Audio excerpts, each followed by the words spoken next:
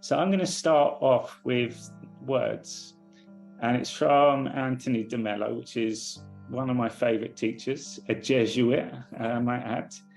And he passed away in the 90s, and I just listened to him all the time. He's got such a sense of humor, the way that he delivers his words. And again, I ask you, and I encourage also, maybe close your eyes when you listen to these, because all it is truth ringing straight through you. And words is from the mind. So if we look at our three-part being, the spiritual being, and you've got the body, your mind, and your soul. The body and the mind is the human experience. The soul is the spiritual being that we are. And then to get in alignment, align with the mind, you line up the body, which I call God, and the Son, which is the Son of God. To everyone and to everything. Can you imagine someone who's listening to a symphony and only hears the drums? Or gives so much value to the drums that the other instruments are almost drowned out? A good musician who loves music will listen to every one of those instruments. He may have his favorite instrument, he may have his preferences, but he listens to them all. When you fall in love, when you have an infatuation, an attachment, an addiction, an obsession with a human being, you know what you're doing? That person stands out and the others are drowned out.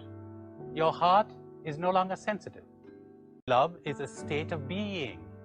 Love exists before there's any human being around. Namely, the sensitive heart exists always. You don't draw that heart. That heart is sensitive to you and responds accurately to you.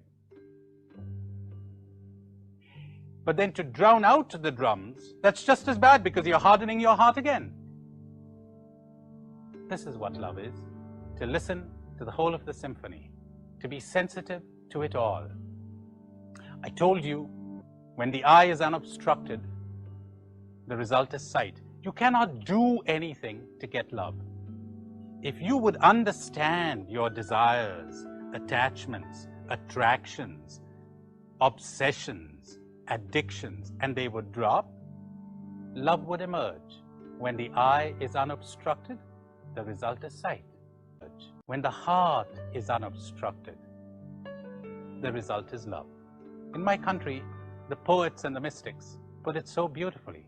They say, is it possible for a rose to say, I will give my fragrance to good people and withhold it from bad people? Is it possible for a tree to say, I will give my shade to the good people who sit under me, but withhold it from the bad? It cannot. And the poet Kabir will say, the tree will give its shade even to the man who is striking it down, and if it is a sweet-smelling tree, it will leave its scent on the axe. What merit is it to you of yours if you only greet those who greet you? And if you only love those who love you? You must be all loving, as your heavenly Father is all loving, for he makes his sun to shine on good and bad alike, and on saints and sinners alike. I absolutely love that. Again, really, really simple, the way that you can just break it down. How can you argue with it? And if you look at life as you in the middle, and imagine you've got this whole circle all the way around you, and it's a color spectrum. And right in the middle of that is the white light, is the pendulum that swings. So if you're just present, you're being, that pendulum is still. So you're now experiencing the whole life in its entirety.